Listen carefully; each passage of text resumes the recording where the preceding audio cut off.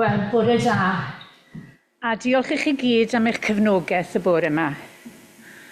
Ar ran Pwyllgor Cymorth Cristnogol, diolch i chi am eich cheilioni trwy gydol y flwyddyn, trwy amryw casgliad ymadawol pan fo ar gyfwng mewn gwledydd o gwmpas y byd. Wrth i ni glywed am stori Aurelia yn Guatemala y bore yma, cofiwn hefyd am bawb trwy'r byd i gyd sy'n dioddau newyn a syched, a rhai sy'n byw yng nghysgod rhyfel. Rydyn ni'n dilyn trefn Gwasanaeth Cymorth Cristnogol bore yma. Mae ein gwasanaeth heddiw yn ymwneud â gobaith. Y gobaith rydym yn ei rannu drwy Iesu Grist, a'r gobaith y cawn ein galw yw roi ar waith drwy gydol ein bywydau. Yn y gwasanaeth hwn, byddwn yn clywed gan Aurelia, dyma Aurelia, sy'n byw yn Rhanbarth Alta Verpaz yn Guatemala.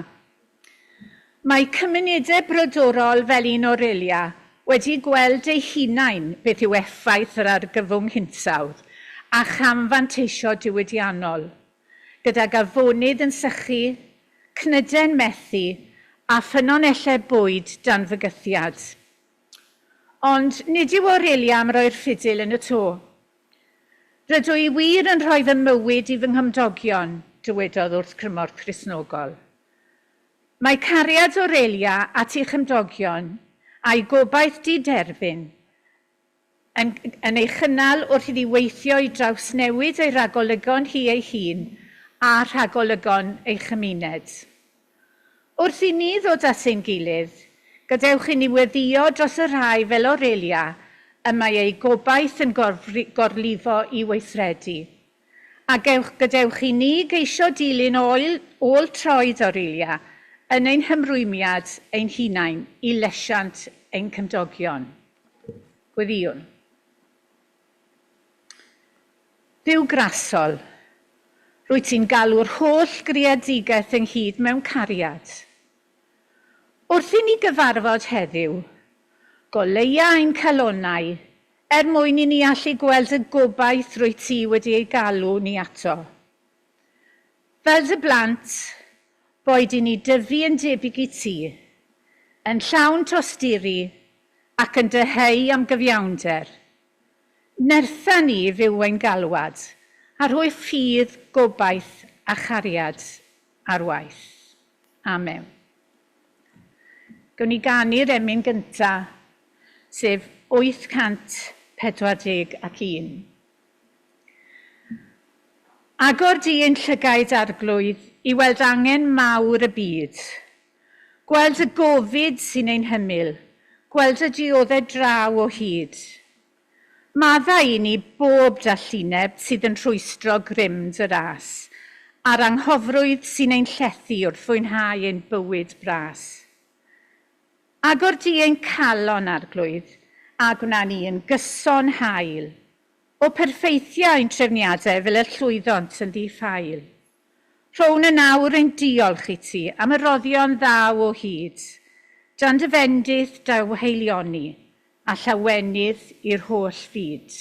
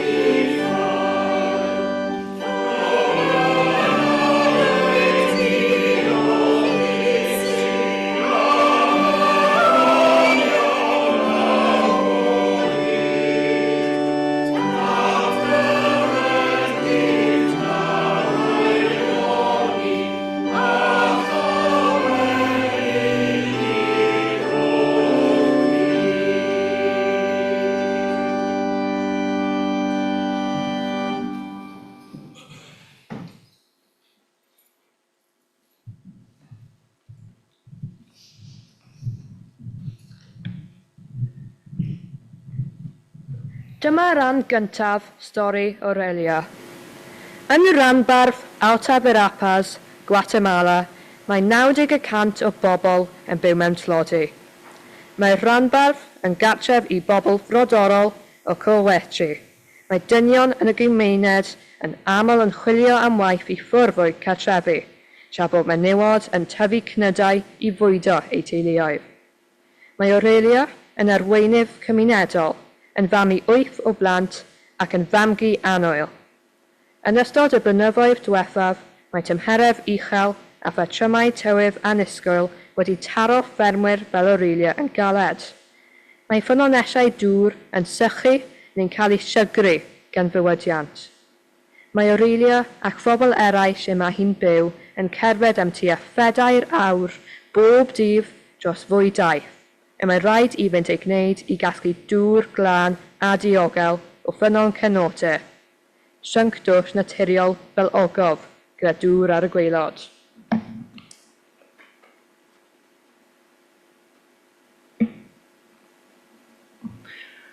Yn y weddi hon, a wnewch chi gydadrodd maddau i ni a helpa ni.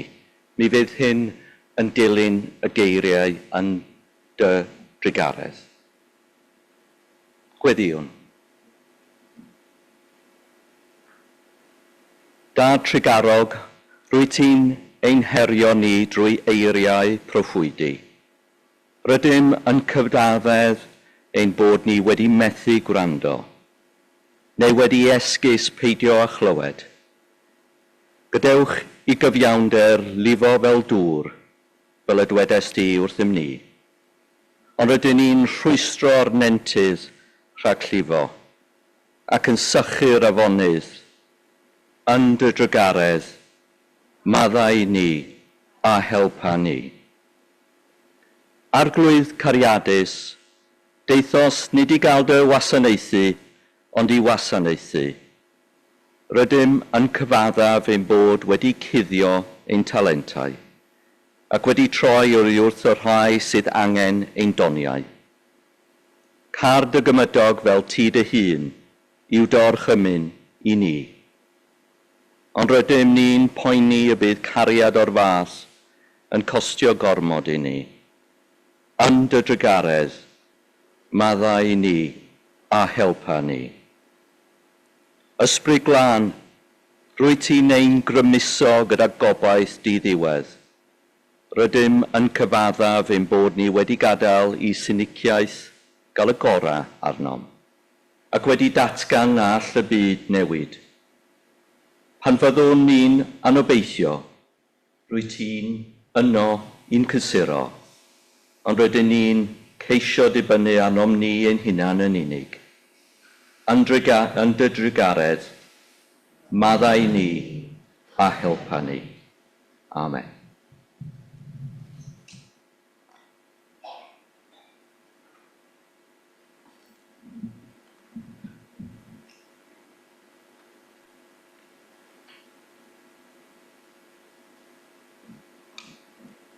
Stori Aurelia rhan 2. Mae Aurelia wedi gweld yn uniongyrchol effaith ar yr argyfwng hinsawdd. Mae newid yn yr hinsawdd wedi bod yn lladd ein cnydau a dyma ein bwyd ni, meddai. Wrth i'r planhigion farw, y peth nesaf fydd yn marw yw ni. Ond nid yw Aurelia am roi'r ffidil yn y to. Mae Con Cwp, partner Cymorth Cristnogol yn Guatemala, yn cefnogi cymunedau gydag adnoddau amaethyddol a hyfforddiant sy'n ei helpu i fod yn fwy gwydyn yn yr hinsawdd sydd ohoni. Manteisiodd Aurelia ar y cyfle i ennill sgiliau newydd gyda Con Cwp. Mae hi'n cyfuno gwybodaeth a'i dealltwraeth ddofn o'i sir a technegau arloesol. Mae hi'n gwneud gwrtaeth organic yn adeiladau systemau casglu dŵr glaw a thyfu amrywiaeth ehangach o gnydau.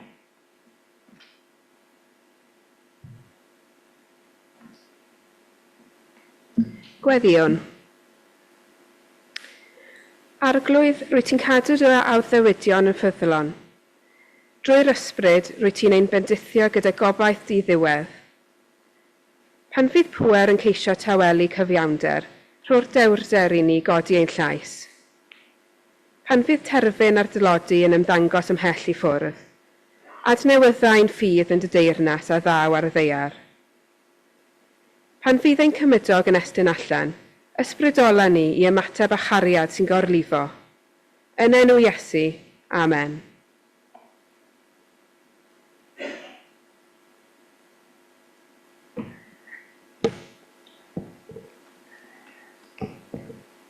Rhif yr enw 869. Meddwl am fyd heb flodau i'w harthu. Meddwl am wlad heb goed na llwyn. Meddwl am awyr heb haul yn gwenu. Meddwl am wanwyn heb awel ffwyn. Diolch yn Dduw am goed a haul a blodau. Diolch yn Dduw rhwng clodus enw di.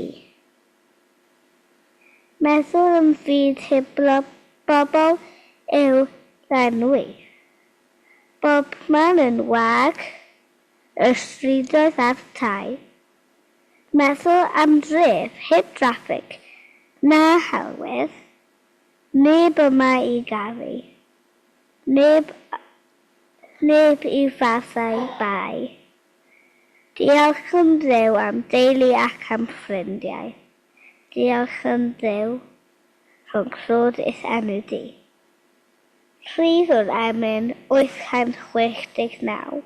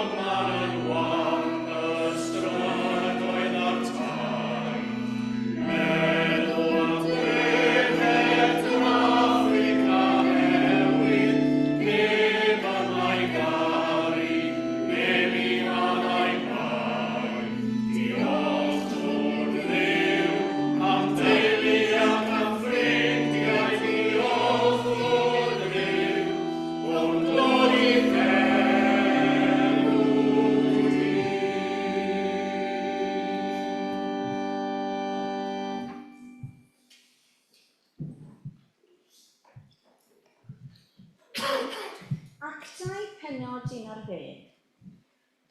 Clywodd yr apostolion a'r credinwyr yn Jwdea fod pobloedd o genhedloedd eraill wedi credu neges Duw. Ond pan aeth Pedr yn ôl i Jerusalem, cafodd ei ferniadu'n hallt gan rai o'r credinwyr Iddewig. Rwy ti wedi mynd at bobl o genhedloedd eraill a hyd yn oed bwyta gyda nhw. Dyma Pedr yn esbonio iddynt yn union beth oedd wedi digwydd. Ro'n i yn Jopa ac wrth i'n gweddio rhyw ddiwrnod, pan gefais weledigaeth. Gwelais rhywbeth tebyg i gynfas fawr yn cael ei gollwng o'r awyr o mlaen i. Edrychais i mewn ac roedd pob math o anifeiliaid ynddi, rhai gwyllt, ymlusgiaid ac adar. Wedyn, dyma lais yn dweud, "Cod, Pedr, lladd beth rwy ti eisiau a'i fwyta." Nid wyt o ddifrif arglwydd meddwn. Nid wyf erioed wedi bwyta unrhyw beth sy'n cael ei gyfrif yn aflan i'w fwyta. Ond wedyn, dyma lais o'r nefoedd yn dweud, os yw Duw wedi dweud fod rhywbeth yn iawn i'w fwyta, paid ti a dweud fel arall. Digwyddodd yr un peth, dair gwaith, cyn i'r gynfas gael ei thynnu yn ôl i'r awyr. Y funud honno, dyma 3 dyn oedd wedi cael eu hanfon ataf o Cesarea yn cyrraedd. Dyma'r ysbryd glân yn dweud wrthyf am beidio petruso mynd gyda nhw. Aeth y 6 brawd yma gyda fi, ac eithon i mewn i gartref y dyn a anfonodd amdanau. Fe ddwedodd ei fod yntau wedi gweld angel yn ei dŷ, a bod yr angel wedi dweud wrtho, anfon i Jopa i nôl dyn o'r enw Seimon Pedr. Bydd ef yn egluro sut y gellu di a phawb sydd yn dy dŷ gael ei hachub. Pan ddechreuais siarad, dyma'r ysbryd glân yn dod arnynt, fel y daeth arno ni yn y dechrau. Cofiais eiriau'r arglwydd Iesu. Roedd Ioan yn bedyddio â dŵr, ond mewn ychydig ddyddiau fe gewch chwi eich bedyddio ar ysbryd glân. Felly, gan fod Duw wedi rhoi'r un rhodd iddyn nhw ac arroddodd i mi, pwy oeddwn ni i geisio rhwystro Duw? Pan glywsant yr hanes, ni allent anghytuno, a dyma nhw'n dechrau moli Duw. Mae'n rhaid fod Duw felly yn gadael i bobl o genhedloedd eraill droi cefn ar eu pechod a chael bywyd.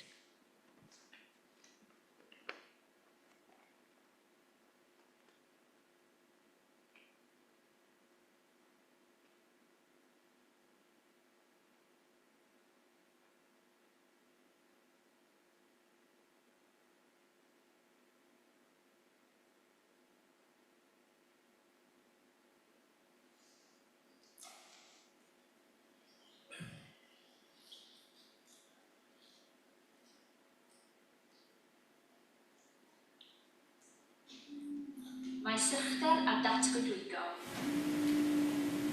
yn dinistro tirwedd Gwasanaeth.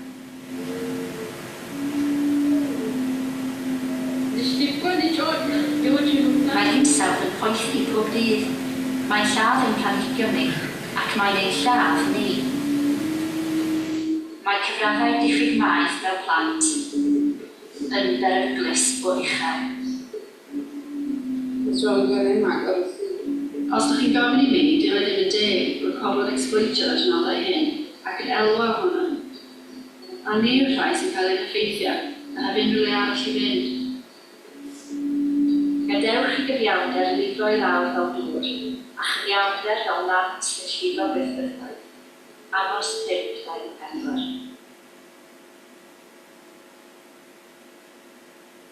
El agua es vida. Dŵr yw bywyd, mae'n enaid ac mae'n fyw. Mae cyndaddau wedi dysgu ni bod yn rhaid i ni ddangos parch mawr i ddŵr i'r afon. Wrth gyrraedd i gasglu dŵr, wrth gyrraedd i ymolchi, mae'n rhaid i berson dweud ei enw a chyfarch y dŵr. Dyma sydd yn parchu ei werth.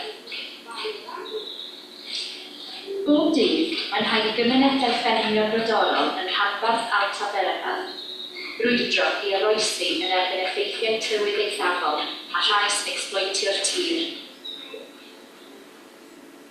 Fel plentyn, a dron i yma yn y gymuned, a dwi'n cofio roedd yr afon y dyfnach ac yn fwy.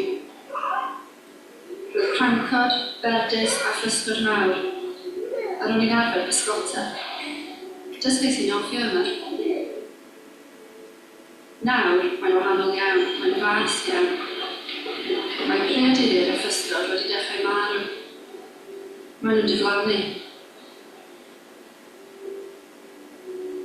Naillai am fod poblogaeth mwy, neu am ei bod wedi llygru gymaint.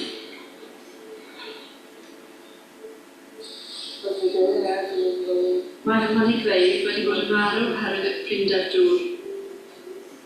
Ac o ran yr effaith mae'n ei gael arnau, wel, does dim bwyd yn heili. Mae newid hinsawdd yn ddifrifol iawn, oherwydd heb ddŵr rydyn yn marw. Dyma beth sy'n digwydd fan yma yn ein triogaeth ni. Mae'r afonydd a nentydd wedi sychu, ac mae'n anodd i ni gael dŵr ryfel. Mae hyn yn gwneud i deimlo gofid mawr, oherwydd rwy'n teimlo'n hynach o hyd. Gyda llai o egni, a dyw ei iechyd heb fod yn dda yn ddiweddar. Mae'r planhigion hefyd yn marw, ac cnytau ni'n cael ei effeithio. Felly mae'n peryg o bod heb bwyd. Mae hyn yn achosi pryder ar gyfer dyfodol ein plant, yn enwedig ein clirion ac yr esmer. Mae partner Cymorth Cristnogol, yn cynnig offer a hyfforddiant hanfodol i ffermwyr fel Emilia a Aurelia. Maen nhw'n dysgu sut i adeiladau systemau mwyn casglu dŵr yn glaw prin, ac yn cryfhau ei gwydnwch ag effeithiau ar gyfer hinsawdd. Rydym wir yn gwerthfawrogi'r gefnogaeth amrywiol yn Cristnogol, yn enwedig yn hyfforddiant. Rydym wedi dysgu sut i greu gwrtaith solen a hylif, a mae gyfieithiau ar gyfer ein handifeiliaid, yn enwedig yr ieir, ac mae'n defnyddiol am ei fod hefyd yn cefnogi ei gynhyrchiad bwyd. Mae Aurelia yn rhannu bopeth mae'n ei ddysgu gyda'r menywod yn ei chymuned. Mae hi'n gwneud siocled a bara cwmpo, ac yn annog menywod eraill i ymuno â hi. I mi, mae'n creu siocled yn gelf. Dwi'n rhoi fy calon ynddo, ac efallai dyna'r rheswm, y mae'n blasu mor dda. Gyda Cristnogol, mae Aurelia wedi dysgu sut i brisio a marchnata ei chynnyrch bwyd gan greu incwm hanfodol, o ariannu hamfyrddau hadau a siswrn toclio, i ddad hydrodyddio solar a hyfforddiant. Bydd bob roedd roedd bynnag ei maint yn cefnogi teuluoedd i warchod ei hunain ac newid. Mae'r wythnos Cymorth Cristnogol hon yn 7 diwrnod i wneud gwahaniaeth. Beth newch chi? Gyda'n gilydd, edrychwn blodyn eithafol.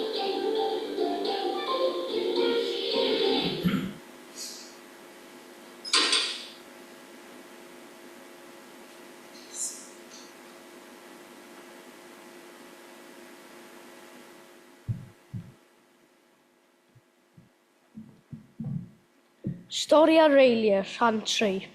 Gyda chymorth concwp, mae Aurelia yn defnyddio ei chynheuaf cocro i wneud cynhyrchion siocled i'w gwerthu mewn marchnad leol. Rydw i'n teimlo'n hapus ac yn diolchgar iawn pan fyddai'n paratoi siocled, meddai Aurelia. Rydw i'n gwneud cynnyrch coco gyda'n holl galon, efallai dyna pam mae'r blas mor dda arnynt. Mae gan Aurelia deulu mawr amlgynhedlaeth i ofalu amdano, o'i thad Ricardo i'w hwyrion a'i hwyriesau niferus, ond mae hi bob amser yn awyddus i helpu mwy o bobl yn ei chymuned. Rydw i wir yn rhoi fy mywyd i fy nghymdogion, gan rannu fy ngwybodaeth gyda nhw. Dywedodd wrth Cymorth Cristnogol, gweithaf y teithiau hir i gasglu dŵr a'r angen i weithio ar ei fferm ei hun, mae Aurelia yn dal i ddod o hyd i amser i gefnogi menywod eraill a ddangos iddynt y sgiliau mae hi wedi ei dysgu trwy ei hyfforddiant.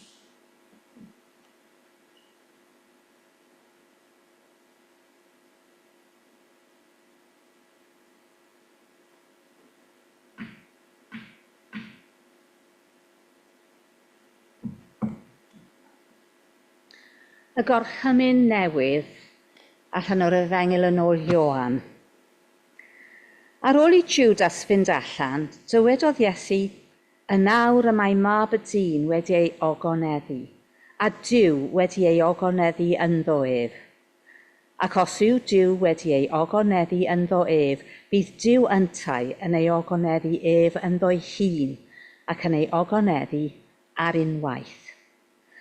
Fy mhlant, am ychydig amser eto y byddaf gyda chwi.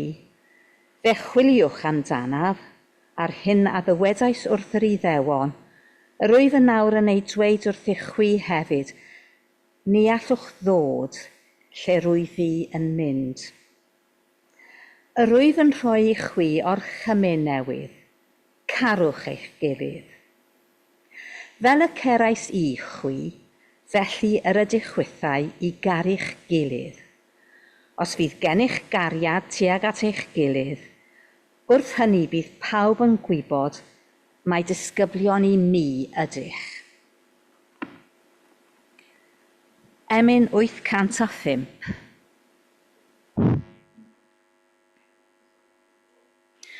Rhoi mi nerth i wneud fy rhan, i gario baich fy mrawd, i weini'n dirion ar y gwan a chynorthwyo'r trawd. Ehang am ryd a gwared fi rhag cilni o bob rhyw. Rhoi mi weld pob mab i ti yn frawd i mi o Dduw. Gad i mi weld y wyneb pryd yng ngwedd y llesg a'r gwael, a gwrando'r cwyn nas cliw y byd, mwyn dy gariad hael.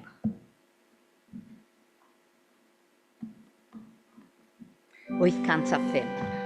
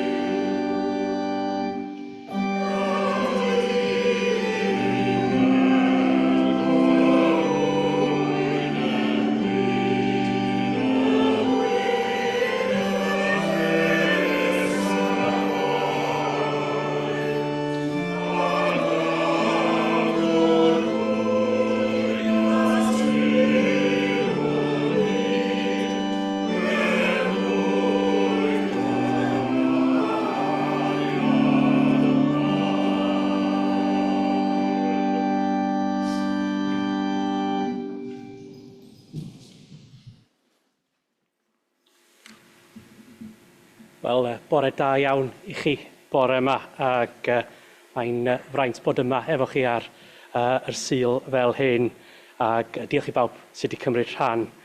Mae'n fraint hefyd bod yma gyda chi ar ddiwedd wythnos sydd mor bwysig i ni yn ffydd ac i'r byd, sef wythnos Cymorth Cristnogol. Dwi am siarad efo chi heddiw am tri pheth sy'n galw arno ni fel dilynwyr Iesu Grist. Cariad sy'n trawsnewid, tlodi yma a thramor, a gweithredu sy'n rhoi gobaith. Gychwyn gad ni edrych ar gariad sy'n trawsnewid. Yn Ioan y bore yma nath ni glywed yn dywedodd Iesu wrth i ddisgyblion, carwch eich gilydd fel y cerais i chwi, felly yr ydych chwithau i garu eich gilydd. Mae cariad yn air mor syml, ond mae e hefyd yn heriol.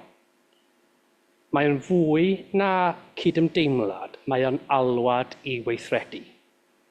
Mae cariad yn newid bywydau, a mae cariad yn gwneud gweld yr anghenion ac yn ymateb. Da ni wedi gweld yr un cariad gweithredol ym mywyd Aurelia yn Gwatemala. Dynes sy'n fam, yn nain ac yn arweinydd cymunedol. Mae wedi dweud yn dydi, dwi yn rhoi fy mywyd i fy hymdogion. Gyda Cymorth Cristnogol a'i partneriaid concwp, mae Aurelia wedi dysgu sut i greu gwrtaith organig, adeiladu systemau dal dŵr glaw ac ymrywio uchnydau i wrthsefyll y newid hinsawdd. Ond dydy hi ddim yn cadw y sgiliau yna ddi hi hun, mae'n ei rhannu gyda'r gymuned gyfa. Dyna di cariad sy'n traws newid, gwybodaeth a renir, cymorth a roddir a gobaith yn tyfu. Mae'n hatgoffa ni nad yw'r gorchymyn i garu yn emosiwn yn unig, ond mae'n ddewis bob dydd.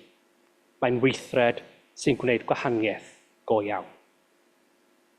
Slodi felly yma ac a thramor. Pan ni'n clywed storïau fel un Aurelia, dynes sy'n gofalu am ei theulu yn gweld ei chnydau'n methu yn gorfod cerdded oriau i gasglu dŵr. Mae'n hawdd i ni feddwl, mae'n lawer gwaith arnyn nhw yna nag ydy yn fan hyn, a mae hynny yn hollol wir. Ond mae hefyd yn wir fod teuluoedd yma yng Nghymru yn dioddau, ond dydy tlodi ddim yn gystadleuaeth. Mae'n gymleth ac mae'n cymryd lot o wahanol ffurfiau. Nath ni glywed yn yr emyn gyntaf do, fel y canon ni yn yr emyn gyntaf, agor di ein llygaid arglwydd i weld yr angen mawr y byd, gweld y gofyn sy'n ein hymyl, gweld y dioddau sy'n y byd. Yng Nghymru, mae un o bob 3 o blant yn byw mewn tlodi. Nid y tlodi llethol yn ni, fel sy'n y Gwatemala, ond tlodi tanwydd, tlodi bwyd a tlodi digidol. Pobl yn methu fforddio bwyd, dillad ac nesu'r tŷ. Ac fel mae'n digwydd, mae'n effeithio rhan fwyaf lot ar fenwod sengol, bobl yn afal, bobl hŷn, y rhai mwyaf bregus yn y cymdeithas. Ac yn union fel da ni'n cefnogi cymunedau ar draws y byd drwy Cymorth Cristnogol efo'i partneriaid, da ni'n hefyd, dwi'n meddwl, angen ystyried pwy ydy'r partneriaid yma yng Nghymru i wneud yr unig gwaith. Pwy sy'n ymladd dros gyfiawnder yma hefyd. Y banciau bwyd, y canolfannau cymunedol, y grwpiau reolaeth, prosiectau tai cymdeithasol, neu a ddylai fo fod eglwysi fel y Crwys yn gwneud y gwaith i gefnogi ar draws y byd ac i gefnogi yn y cymunedau.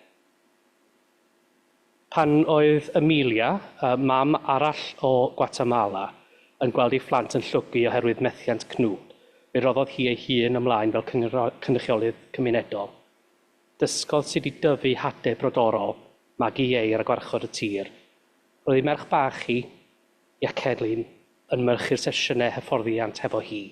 Pam oherwydd bod cariad y fam a bod gobaith yn fwyd.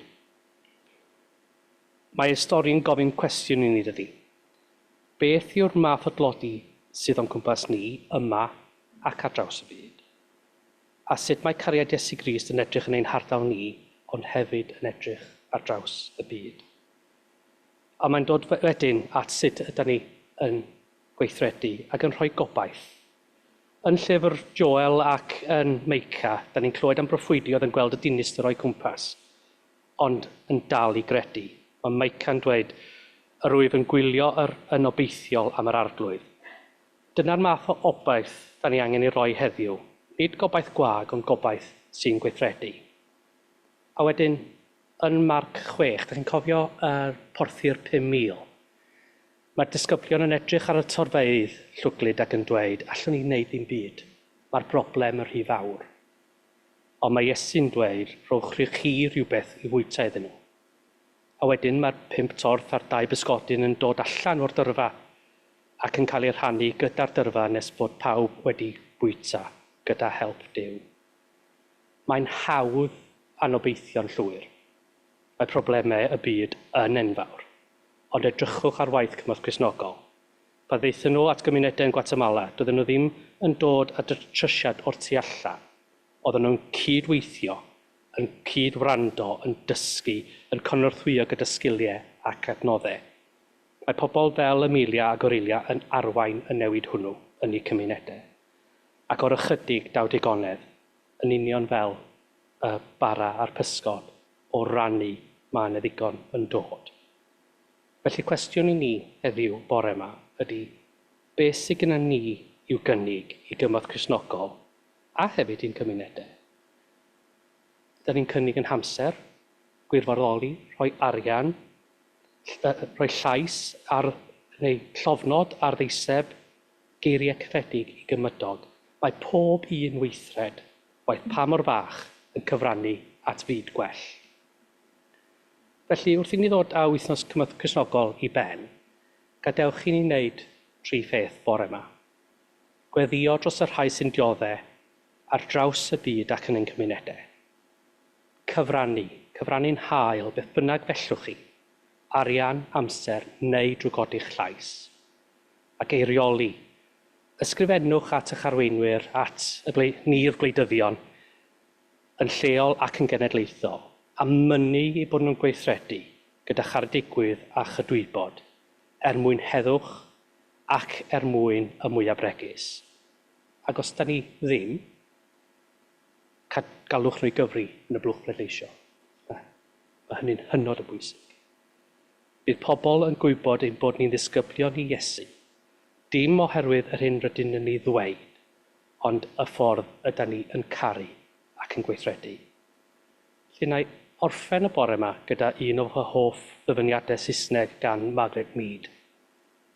Never doubt that a small group of thoughtful, committed individuals can change the world. In fact, it's the only thing that ever has. Gadewch i ni fod y grŵp yna. Gadewch i ni garu'n eithriadol, gweithredu'n ddewr, a byw fel dilynwyr Iesu Grist. Diolch yn fawr.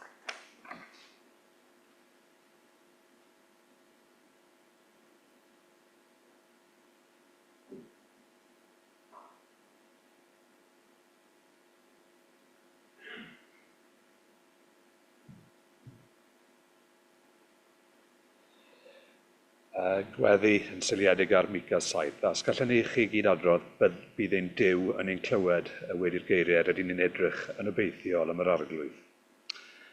Cydweddiwn. Gadewch i ni weddio gyda'n gilydd rydyn ni'n edrych yn obeithiol am yr arglwydd. Bydd ein Duw yn ein clywed. Arglwydd, clyw ni wrth i ni weddio dros y greadigaeth. Gweddiwn dros ddiwedd ar ddinistrio byd natur. Rydyn ni'n dal cymunedau gydyfron sy'n gwylio i tir yn crino a'i fonydd yn sychu. Weddiwn dros ffermwyr fel Aurelia, sy'n gofalu'n dyner am eu cnydau, dim ond i'w gweld yn gwywo a marw. Rydyn ni'n galaru am yr hyn sydd eisoes wedi cael ei golli a'i ddifrodi. Dangos ni sut mae gweithredu yn awr i helpu rai mae'r argyfwn hinsawdd yn effeithio fwyaf arnynt. Nerthan ni fel y gallwn ddefnyddio ein pŵer i wneud i newid ddigwydd. Rydyn ni'n edrych yn obeithiol am yr arglwydd. Bydd ein Duw yn ein clywed. Arglwydd, clyw ni wrth i ni weddio dros bawb sy'n byw mewn clodi, dros blant na fyddan yn gallu bwyta pryd o fwyd maethlon heddiw yma, neu methu fforddio mynd i'r ysgol, llenwa ni ag awydd hynod benderfynol i roi terfyn ar dlodi. Boed i ni glywed cri rai sydd wedi gweithio'r cyrion yn ein byd. Boed i ni eiriol dros nhw am gymdeithas fwy cyfartal a chyfiawn. Rydyn ni'n edrych yn obeithiol am yr arglwydd. Bydd ein Duw yn ein clywed. Arglwydd, clyw i ni wrth i ni wyddio'n ddiolchgar dros y rai sy'n creu heddwch a newyn. Rydym yn diolch i'r arweinwyr fel Aurelia am ei gobaith yn rym iddi. Gweddion dros heddwch cyfiawn lle bynnag y ceir gwertharo hefyd, gan feddwl yn arbennig y bore yma am heddwch yn y dwyran canol a diwedd ar ryfel yn yr Wcrain. Rydyn ni'n edrych yn obeithiol am yr arglwydd. Bydd ein Duw yn ein clywed. Arglwydd rydyn ni'n croesawu ni pan fyddwn ni'n drwmrwythog gyda'n gofid neu'n boen. Yn o tir rydyn ni'n cael gorthwys. Gweddion dros bawb rydym yn ei adnabod sy'n salf bore yma neu'n dioddau. Rydyn ni'n edrych yn obeithiol am yr arglwydd. Bydd ein Duw yn ein clywed. Ar ddiwedd yr wythnos hon, rydym yn diolch i bawb sy'n rhoi, yn gweithredu ac yn gweddio yn ystod wythnos Cymorth Cristnogol. Boed i bob un ohonom geisio gwasanaethu ein cymdogion byd-eang. Helpa ni i weld gwerth ein gwasanaeth cariadus, boed hynny wrth i ni wneud paneidiau o goffi, ysgwyd bwcedi casglu, mentro'r deithiau cerdded noddedig, neu gynnig cymorth mewn ffyrdd eraill. Boed i ni'n gwneud ein rhan. Gwna ni yn dystio yn y ti gan ddatgan dy deyrnas. Rydym ni'n edrych yn obeithiol am yr arglwydd. Bydd ein Duw yn ein clywed. Rydym ni'n cynnig y gweddiau hyn yn enw yn arglwydd Iesu Grist, gan wybod bydd Duw yn ein clywed. Amen.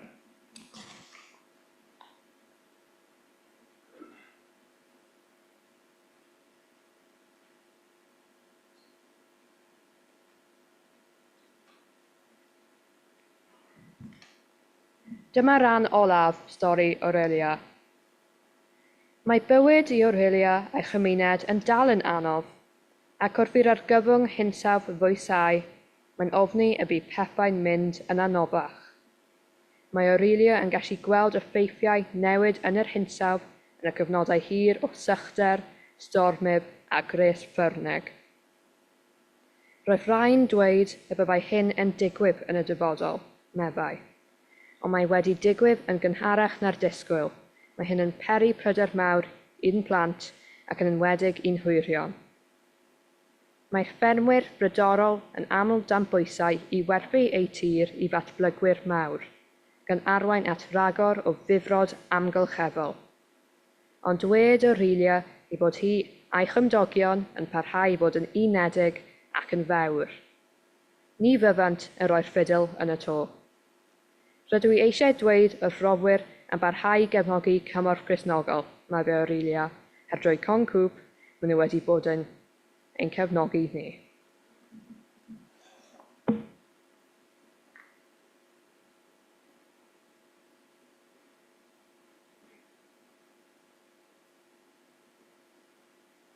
Diolch i bawb sydd wedi cymryd rhan y bore yma o'r ienga i'r hynna.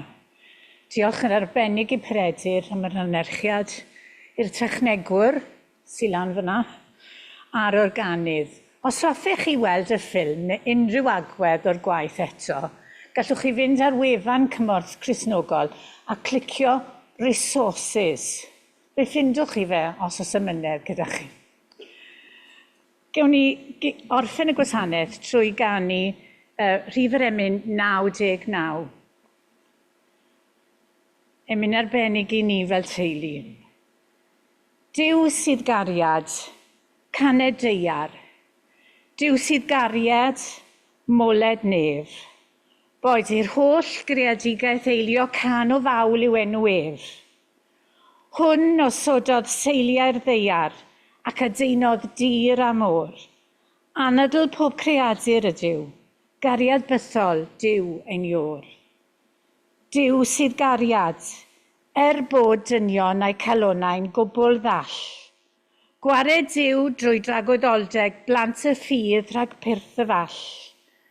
Arnom ni chaiff angau'r trechaf, na chryfangau pechod fyth. Cariad ydyw Duw, a'i gariad fo'n teyrnasu yn ddilys. Emyn 99.